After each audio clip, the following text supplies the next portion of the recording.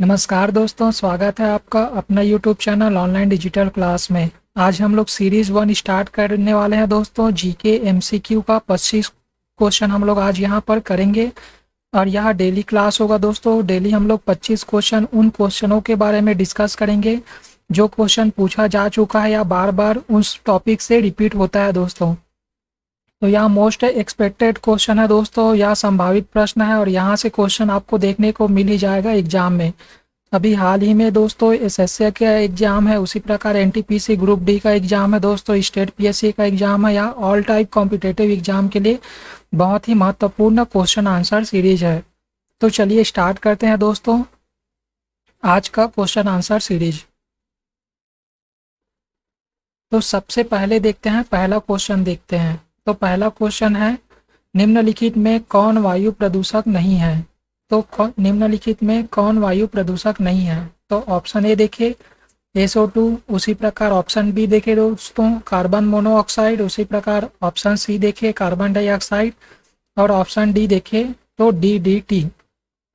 तो यहाँ पर पूछा गया है नहीं, वायु प्रदूषक नहीं है, तो वायु प्रदूषक के रूप में नहीं है उसको देखते हैं। तो आंसर सही क्वेश्चन है दोस्तों इसका DDT, option number D. Option number D है दोस्तों इसका सही आंसर।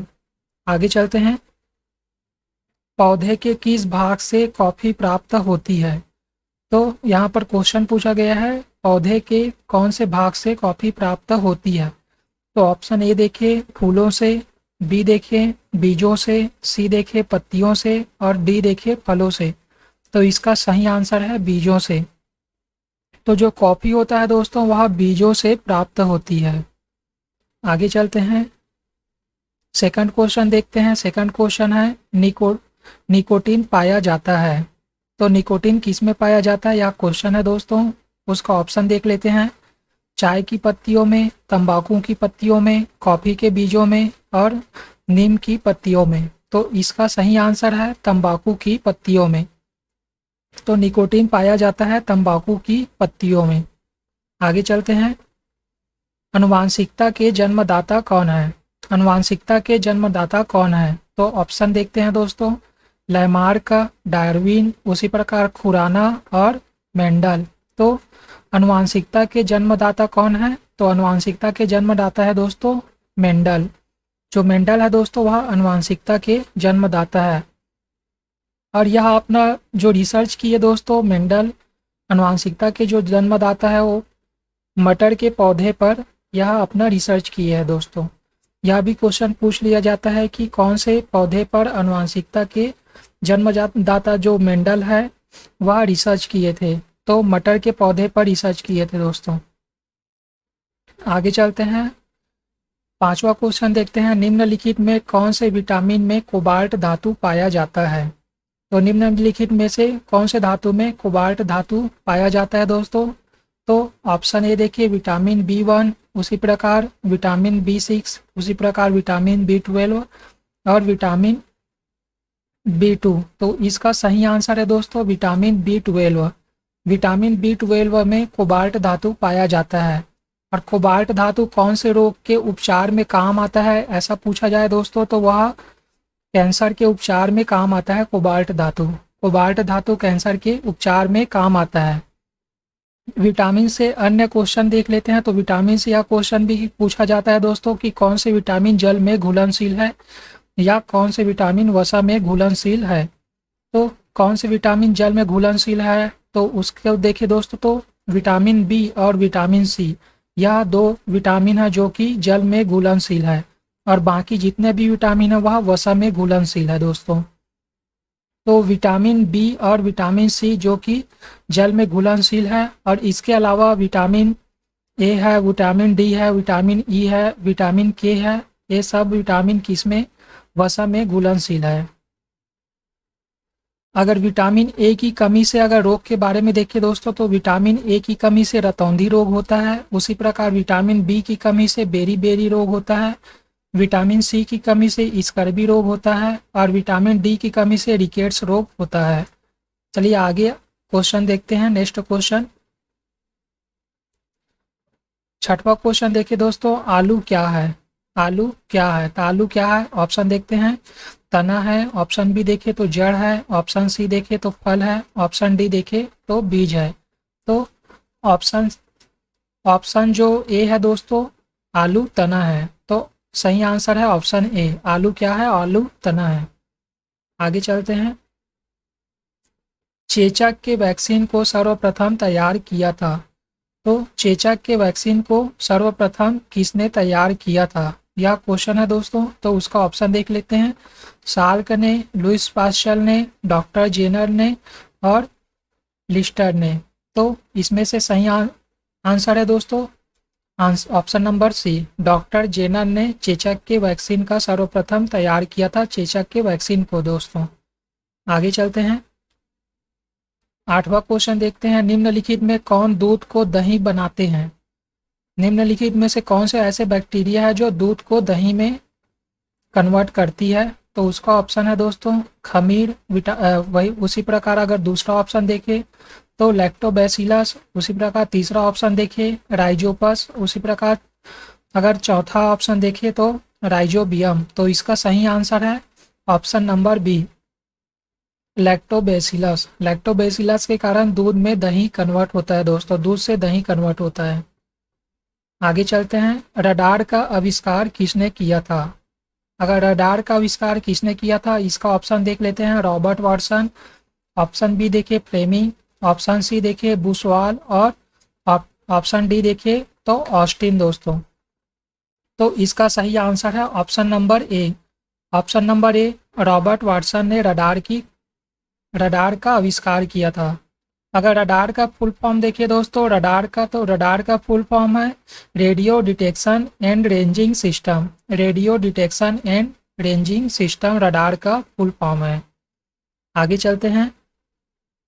इसमें से रक्तदाब मापक यंत्र कौन सा है। इसमें से रक्तदाब मापक यंत्र कौन से हैं।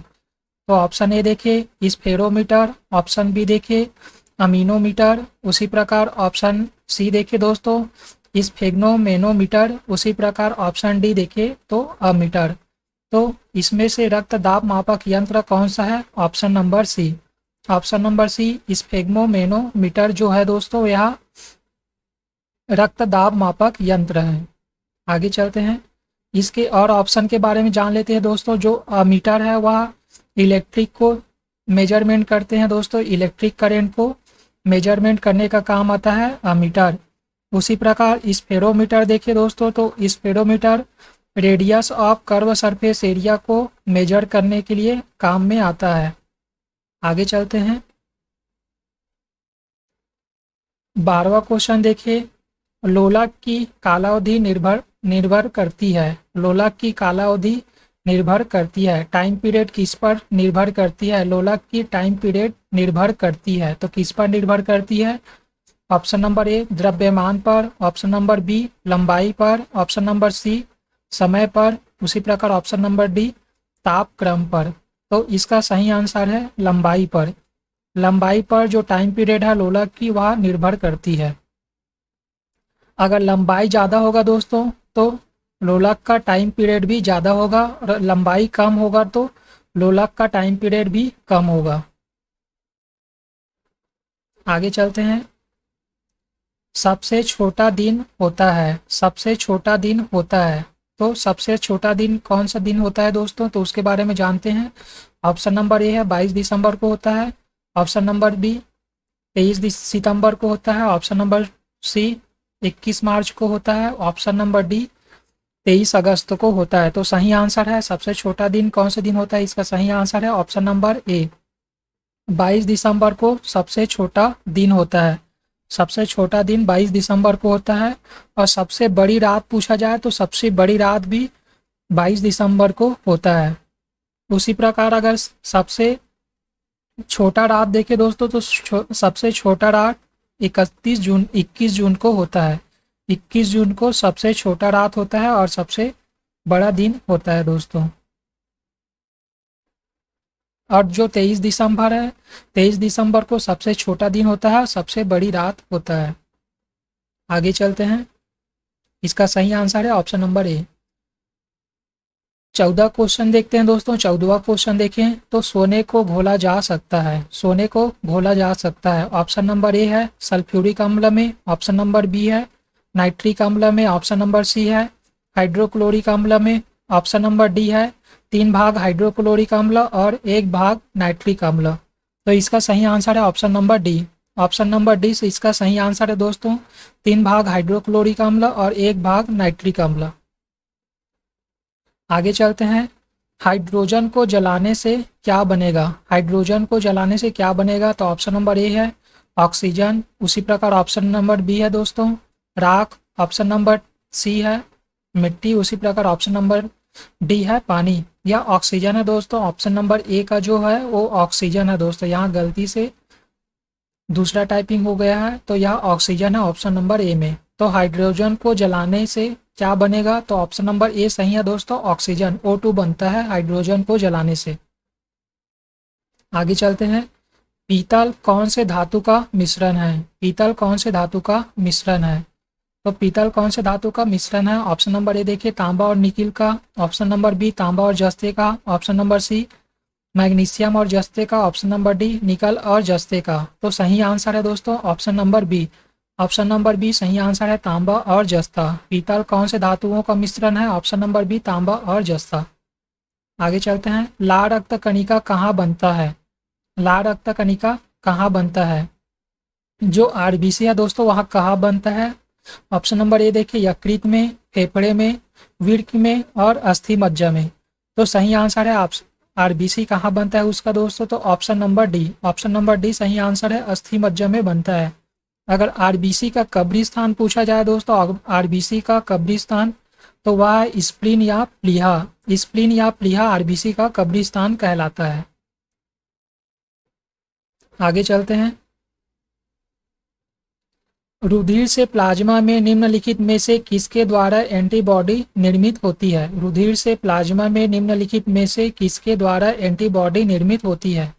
तो ऑप्शन नंबर ए देखिए monocyte, option number B lymphocyte, उसी प्रकार ऑप्शन नंबर सी देखिए एंसोसिनोफिल, उसी प्रकार देखिए दोस्तों ऑप्शन नंबर डी न्यूट्रोफिल।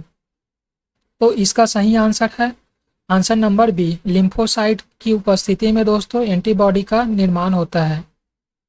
तो रुधिर से प्लाज्मा में निम्नलिखित में से किसके द्वारा एंटीबॉडी निर्माण होता है? तो लिम्फोसाइट के कारण एंटीबॉडी का निर्माण होता है दोस्तों।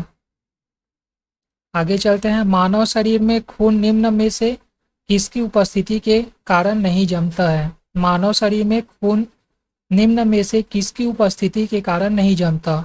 तो ऑप्शन नंबर ए है हीमोग्लोबिन के कारण, ऑप्शन नंबर बी है हिपेरिन, ऑप्शन नंबर सी है फाइब्रिनोजिन और ऑप्शन नंबर डी है इनमें से कोई नहीं।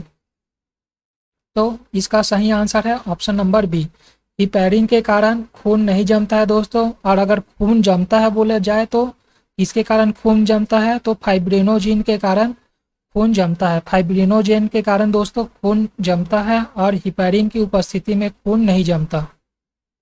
आगे चलते हैं। Option number question number D देखिए दोस्तों। तो क्वेश्चन नंबर डी देखते हैं।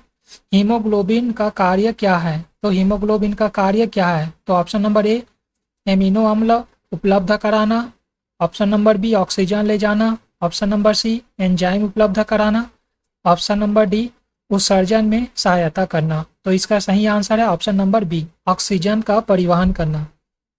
ऑक्सीजन ले जाना या ऑक्सीजन का परिवहन हीमोग्लोबिन का प्रमुख कार्य है। आगे चलते हैं। हीमोग्लोबिन किसकी महत्वपूर्ण घटक है? तो हीमोग्लोबिन किसकी महत्वपूर्ण घटक है? तो ऑप्शन नंबर ए है आरबीसी, ऑप्शन नंबर बी है डब्ल्यूबीसी, ऑप्शन नंबर सी देखिए दोस्तों तो ऑप्शन नंबर सी है पट्टिकाणु, उसी प्रकार ऑप्शन नंबर डी है जीव द्रव्य। तो इसका सही आंसर है option number A RBC, red blood cell. Question number 22 देखिए। रक्त में लाल रंग निम्न में से किसके कारण होता है? रक्त में लाल रंग निम्न में से किसके कारण होता है? तो ऑप्शन नंबर ए है प्लाज्मा, ऑप्शन नंबर बी है हीमोग्लोबिन, ऑप्शन नंबर सी है दोस्तों आरबीसी, उसी प्रकार ऑप्शन नंबर डी है डब्ल्यूबीसी। तो इसका सही आंसर है option number B, answer option number B, haemoglobin के कारण रक्त में लाल रंग होता है। उसी प्रकार 23वां क्वेश्चन देखिए, तो मानव शरीर में ब्लड में शुद्धिकरण की प्रक्रिया को कहते हैं। मानव शरीर में ब्लड के शुद्धिकरण की प्रक्रिया को कहते हैं तो डायलिसिस कहते हैं दोस्तों। मानव शरीर में ब्लड के शुद्धिकरण की प्रक्रिया को डायलिसिस कहा जाता है। ऑप्शन नंबर ए सही इसका सही आंसर है। उसी प्रकार 24वां क्वेश्चन देखिए, मानव रक्त प्लाज्मा में पानी की प्रतिशत मात्रा लगभग कितनी होती है। मानव रक्त प्लाज्मा में पानी की प्रतिशत मात्रा लगभग कितनी होती है। तो ऑप्शन नंबर ए है दोस्तों 60%, ऑप्शन नंबर बी है 70%, ऑप्शन नंबर सी देखिए दोस्तों तो 90%, उसी प्रकार ऑप्शन नंबर डी है 55%। तो इसका सही आंसर है दोस्तों ऑप्शन नंबर सी, 90% होता है जल की मात्रा प्लाज्मा में।